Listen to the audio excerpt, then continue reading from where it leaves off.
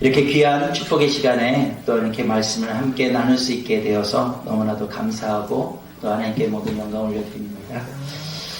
오늘의 말씀 드리기 전에 우리 이번 주간이 무슨 주간이죠? 네, 고난주간 특별 기도회로 모였습니다. 특별 저녁 집회로 모였는데요. 자꾸 우리나라, 자꾸 필리핀을 우리나라라고 그래서 그랬는데, 저희 필리핀에 선교를 간 지 한 11년 됐습니다. 그리고 필리핀에서 처음 들어갔을 때 제가 가장 크게 놀랬던 게 이 고난주간이었어요. 거기 필리핀은 고난주간에 아주 큰 행사를 합니다.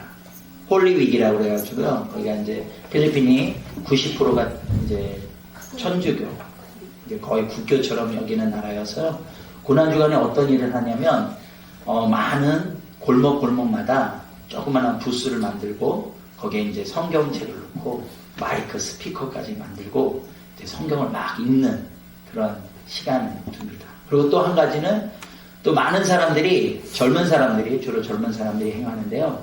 이렇게 채찍을 만들어서 옷통을 벗고 얼굴에 이렇게 얼굴이 안 보이게 이제 이렇게 두 번을 쓰고 이렇게 채찍을 치고 하루 종일 걷는 행사를 합니다.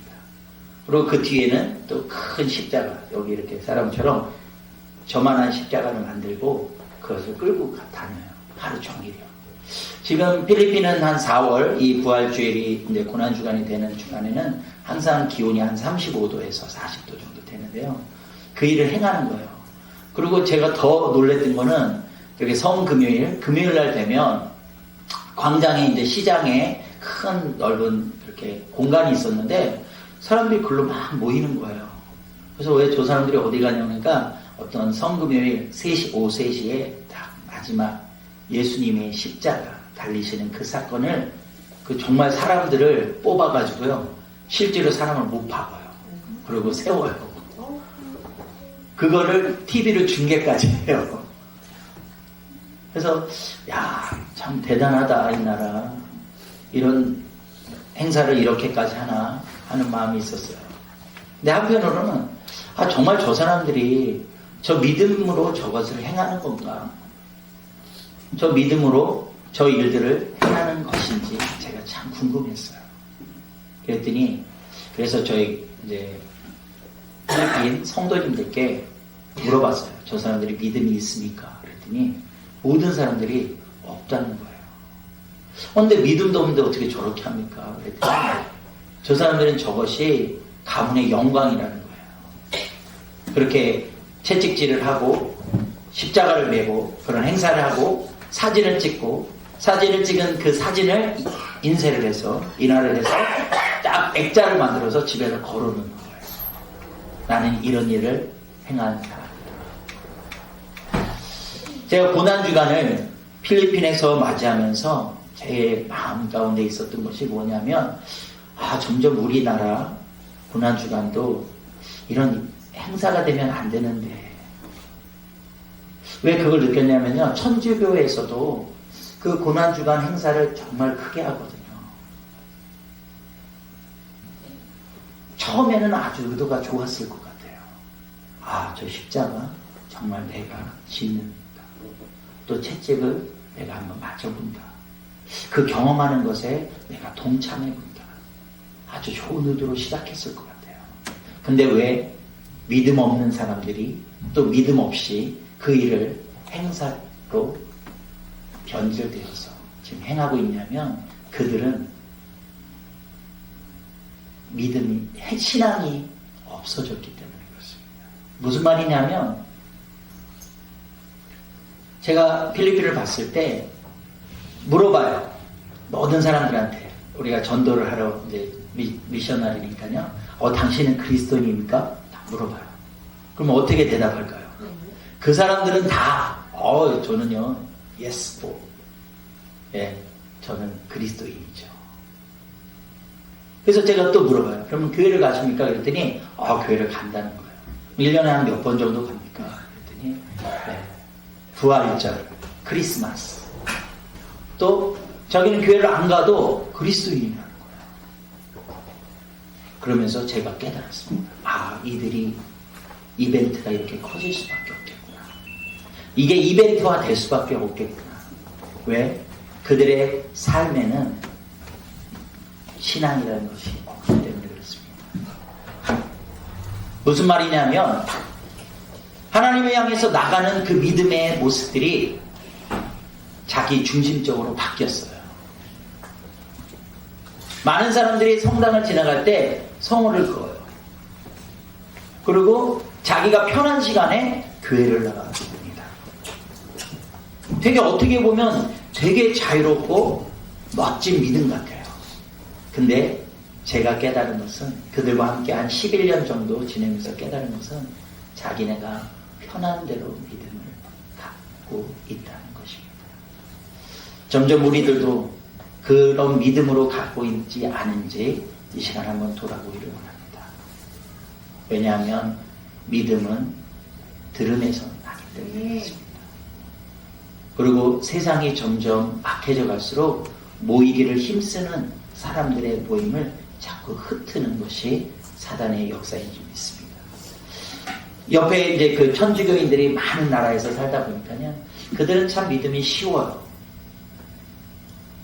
1년에 몇 번의 행사로 딱 자기의 신앙을 커버해 놓고 있는 거예요. 나는 그리스도입니다. 나는 믿음이 있지. 난 예수님을 믿지. 난 유아 때 세례를 받았지. 나는 당연히 구원받을 자야. 예수님이 이 땅에 왜 오셨습니까? 그리고 이 땅에 오셔서 십자가를 왜 지셨습니까? 마태복음 1장 21절 말씀해 보니까요, 예수님의 이름에서 그 답을 찾을 수 있습니다. 아들 낳으니 이름을 예수라 하라. 이는 그가 자기 백성을 그들의 죄에서 구원할 자이십니다. 구원자로 오셨습니다. 구원자로 오셨는데, 그래서 오늘 본문에, 오늘 읽지는 않았는데요, 딱 요 앞절에 오늘 첫 21절에 보니까 이때로부터 예수 그리스도께서 자기가 예루살렘에 올라가 장로들과 대제사장들과 서기관들과에게 많은 고난을 받고 죽임을 당하고 제3일에 살아나야 할 것을 제자들에게 말씀하고 계십니다. 이때가 어느 때입니까? 그 전에 말씀을 보니까 예수님이 물어봐요, 제자들에게. 뭐라고 물어보냐? 나를 누구라 하느냐, 사람들이. 그랬더니 엘리야입니다. 선지자입니다. 그리고 제자들에게 물어봐요. 너희는 나를 누구라 하느냐? 그랬더니 시몬 베드로가 고백합니다. 뭐라고 고백했죠? 주는 그리스도시요 살아계신 하나님의 아들이십니다. 바요나 시몬아, 내가 참 복되도다. 내가 고백한 것은 하나님 아버지께서 너에게 알려주신 것이다. 그리고 너 위에 나의 교회를 세우겠다라고 축복해 주셨어요. 그때 이후에 이제 주님이 이제 이 땅에 오신 그 목적을 드러내고 있는 것입니다. 그것이 바로 십자가의 길이었어요. 이 고백 후에 십자가의 길을 기대하는 마음으로 주님이 그 제자들에게 나는 이제 죽을 거고 그 다음에 3일 만에 난 부활할 거야. 그랬더니 그 멋진 고백을 했던 베드로가 바로 22절에 이렇게 말합니다. 베드로가 예수를 붙들고 항변하여 이르되 주여 그리 마옵소서. 주께 그런 일이 미치지 않도록 내가 지키겠습니다. 무슨 일이 일어나더라고요? 죽임을 당하지 않도록. 맞죠? 열심히 따르는 주의 종인데 스승이 죽는다는데 제자가 막아야죠. 그런 일이 안 되도록 자기가 목숨을 걸고 지키겠다고 고백하는 것이 맞죠. 그런데 예수님은 그 베드로를 꾸짖습니다. 왜요? 오늘 제가 드리고 싶은 말씀입니다. 너는 하나님의 일을 생각지 아니하고 사람의 일을 생각합니다. 여러분들은 어떤 사람입니까? 제가 오늘 말씀을 준비하면서 정말로 드리고 싶은 말씀이 이거였어요. 여러분들은 그리스도인입니까? 그리스도를 따르는 사람입니까? 나를 따르려면 예수님이 이렇게 말씀하십니다. 자기를 부인하고 자기 십자가를 져야 나를 따를 수 있다. 예수님의 십자가는 하나님이 보내신 사명이었습니다. 그러면 이제 예수님께서 우리에게 부탁하시고 또 말씀하십니다. 명령하십니다. 우리의 사명이 무엇입니까? 예수님이 무슨 사명을 우리에게 주셨죠? 사도행전 1장 8절에 분명히 말씀하십니다. 무슨 말씀하셨죠? 성령을 받고 성령의 능력이 있어야지 너희들이 나를 증거할 수 있다. 증인이 되기 위해서 성령을 받아라. 그리고 나의 증인이 되어라. 어디까지요? 네, 땅끝만 알아요. 시작이 어디부터예요? 예루살렘부터입니다. 네, 맞습니다. 저희가 선교를 하는데 저희는 땅끝을 향해 좀 나가는 느낌이잖아요. 네, 여러분들은 땅끝 안 나가신 거예요? 여러분들은 예루살렘과 온 유대를 복음화하고 계신 줄 믿습니다. 그 일이 이루어진 다음에 그 교회가 있고 우리 선교가 있는 줄 믿습니다. 그래서 교회는 두 가지 사명이 분명히 있어요. 복음 전도, 이 지역에 꿈꾸는 교회가 이 지역에 주님의 피값을 세우신 교회라면 이 지역에 있는 사람들을 구원해야 될 줄 믿습니다. 또 그 교회가 또 땅끝까지 나가 그 복음을 전하는 또 선교사들과 합력하여 선을 이루어가는 줄 믿습니다. 그래서 참 기대가 됩니다. 우리 꿈꾸는 교회가 저희와 함께하고 또 매년 이렇게 저희와 함께 하는 그런 시간들을 가질 때마다 올 수 있는 상황이 아닌 줄 저도 알죠. 한번 나온다는 게 쉽지 않죠. 저희도 이번에 3년 만에 나오는데 갑자기 비행기 값이 많이 올랐더라고요. 또 저희가 이번에 나오게 된 계기가 이제 선교사 비자가 10년 동안 그 비자를 계속 리뉴얼 할 수가 있어요. 선교사 비자 한번 받으면.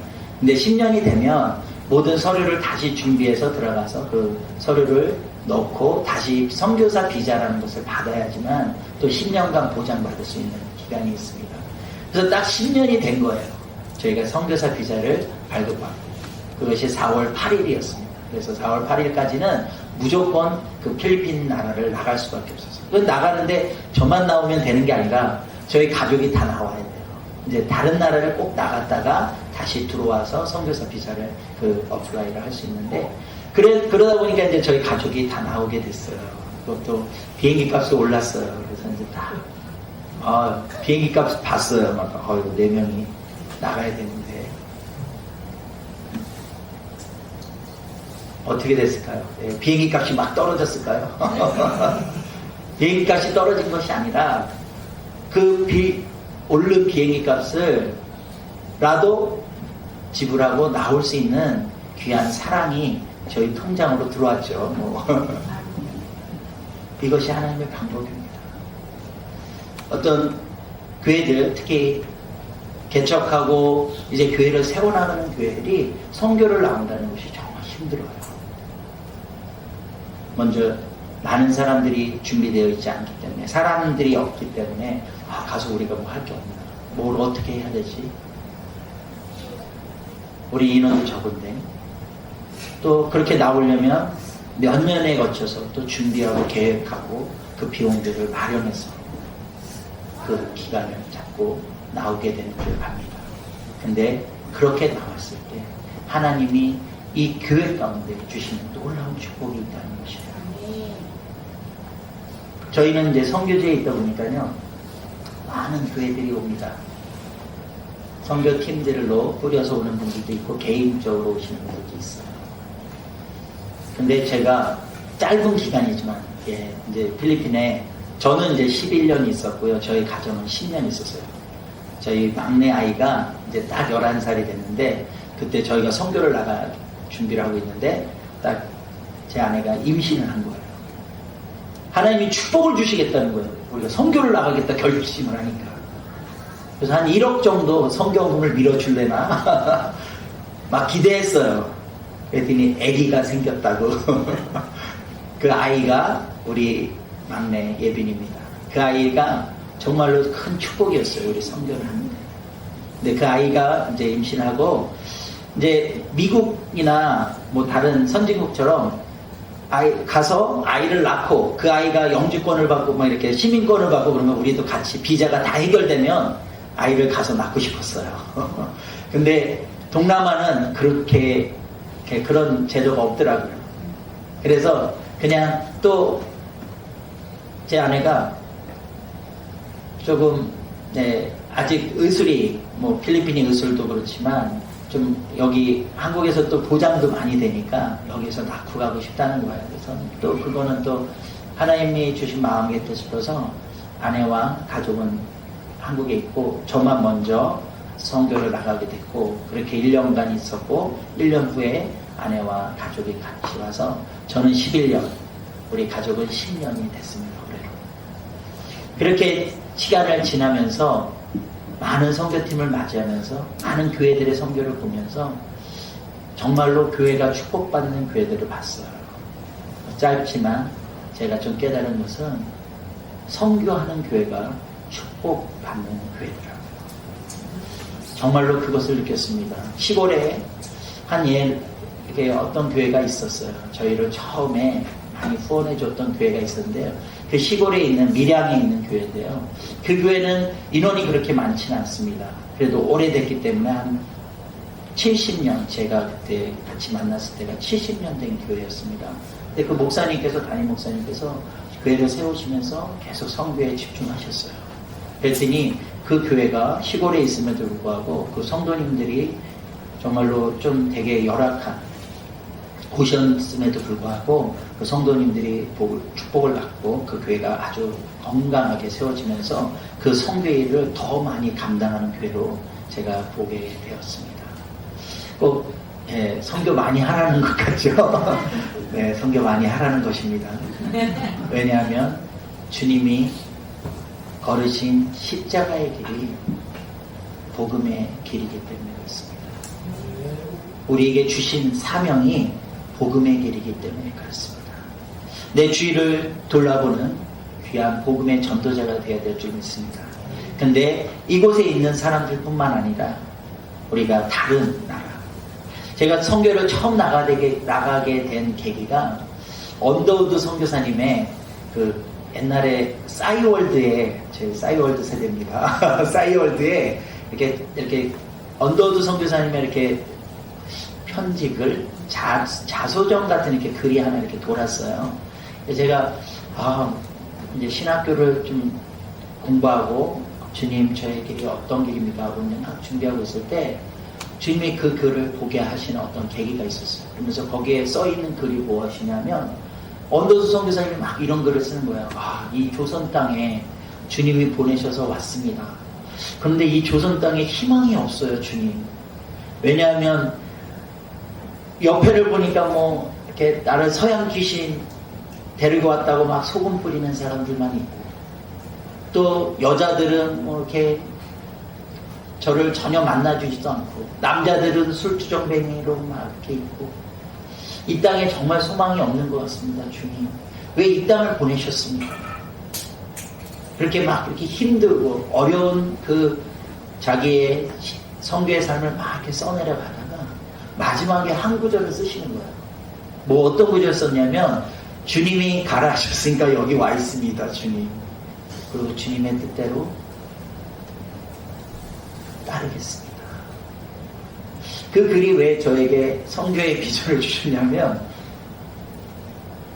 저희 교회가, 제가 섬겼던 교회가 이제 일본 선교를 많이 했어요. 그래서 일본 선교를 하다 보니까 일본 분들을 저희가 일본에 직접 가기도 했는데 일본 분들을 초대하는 일이 있었어요.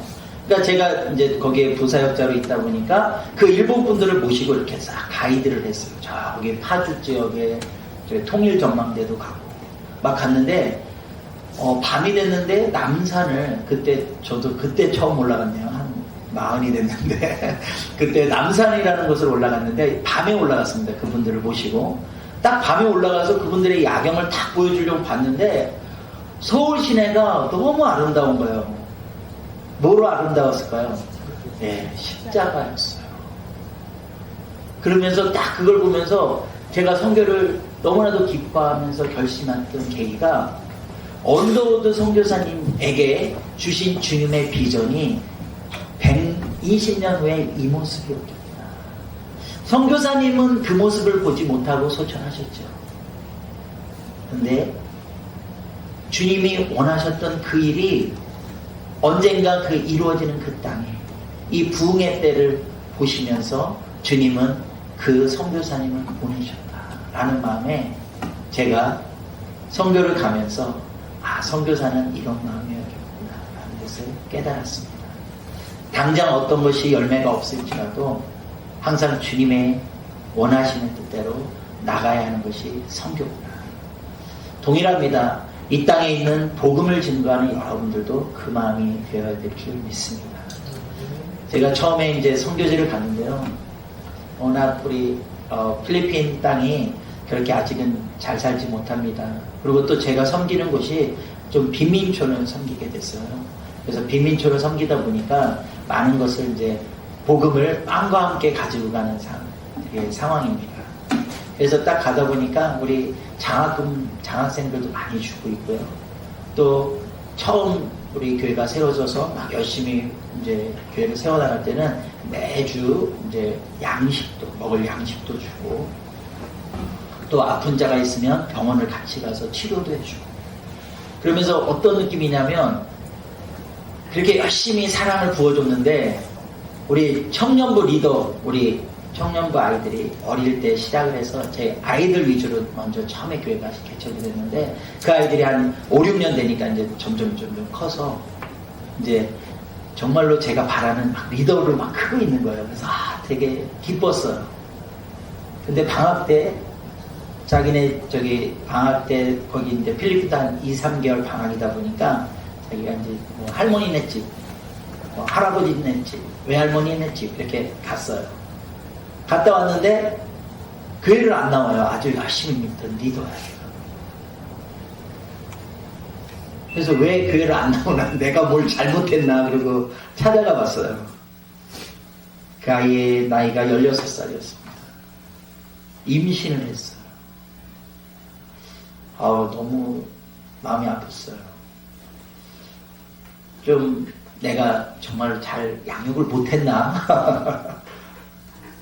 말씀대로 잘 이렇게 양육해주고 그들에게 사랑을 준다 했는데 내 사랑이 부족했나?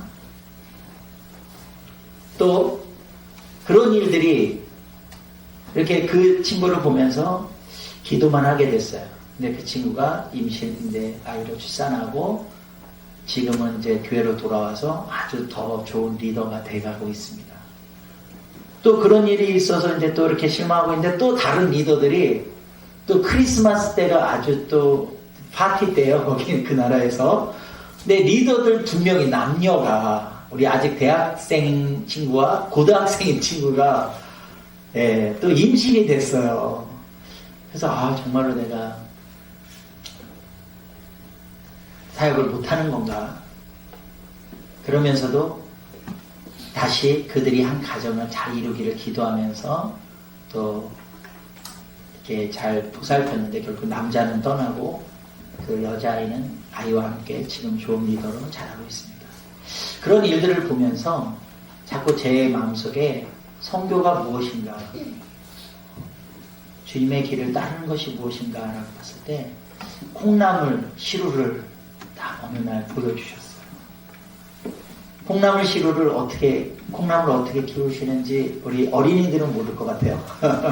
콩나물 시루 옛날에 있는데 거기다가 콩을 두고 계속 물을 줍니다. 물을 주면 이 시루가 구멍이 뻥뻥 뚫려 있으면 물이 쫙쫙 빠져나가요. 그걸 계속 매일같이 줘요. 그러면 어느 순간 콩나물에 싹이 나고, 싹이 나서 나물로 이렇게 자라는 것을 보게 됩니다. 선교가 그런 것 같았어요. 많은 물을 부어주는데 다 빠져나가는 것 같았어요. 근데 그 안에 하나님의 믿음 안에서 자라나는 싹이 있었습니다. 그리고 지금은 그 좀 연약한 육체적으로는 연약할지 몰라도 그런 계기를 통해서 더 하나님께 다가온 그 리더들이 저희 뉴 임마누엘교회를 잘 세워나가고 있습니다. 우리가 이렇게 지금 한 6주 정도, 이번에는 제가 3년 만에 나와서 건강검진도 있고 서류 준비도 있고 또 이렇게 섬겨주시는 교회마다 가서 인사를 좀 드리느냐고 좀 기간이 좀 한 6주 정도 기간을 두었습니다. 그러면서 이제 나오면서 저희 교회 멤버들에게 부탁했어요. 제가 나가는데 여러분들이 제가 돌아왔을 때 저를 놀래켜 주라고. 어떻게? 더 많은 부흥을 이루라고. 그러면서 그렇게 아주 과감히 맡길 수 있는 좋은 리더들이 지금은 자라 있습니다. 그러니까 주님이 하시는 것이 맞습니다. 정말로 여러분들이 주님께서 주신 여러분들 향한 자기 십자가가 있는 줄 믿습니다. 하나님께서 오늘도 우리에게 이렇게 말씀하십니다. 자기를 부인하고 자기의 십자가를 지고 나를 따르라고. 그래서 저는 오늘 말씀에 가장 힘이 될 수 있는, 여러분과 저의 고백이 될 수 있는 우리 사도 바울의 고백을 마지막으로 고백하고 또 저희 교회 또 저희 선교지의 사역지의 영상을 보면서 오늘 말씀을 마치고자 합니다. 갈라디아서 2장 20절 말씀입니다. 제가 읽겠습니다. 내가 그리스도와 함께 십자가에 못 박혔나니 그런즉 이제는 내가 사는 것이 아니요 오직 내 안에 그리스도께서 사시는 것이라. 이제 내가 육체 가운데 사는 것은 나를 위하여 그 사랑해 주신 하나님의 사랑, 예수 그리스도의 십자가를 믿는 믿음 안에서 사는 것이라. 우리가 육체로 살아가는데 힘들 때가 많습니다. 우리가 믿음을 지켜나갈 때 결코 우리는 쉽지 않습니다. 근데 우리 사도 바울의 고백이 저와 여러분의 고백이 되었으면 합니다. 무엇으로 살아간다고요? 주님이 그 주신 사랑을 품고 그 사랑을 믿음 안에서 또 내 안에 그리스도께서 살아가실 때 넉넉히 여러분들의 주신 자기의 십자가를 지고 나갈 수 있는 자가 될 줄 믿습니다.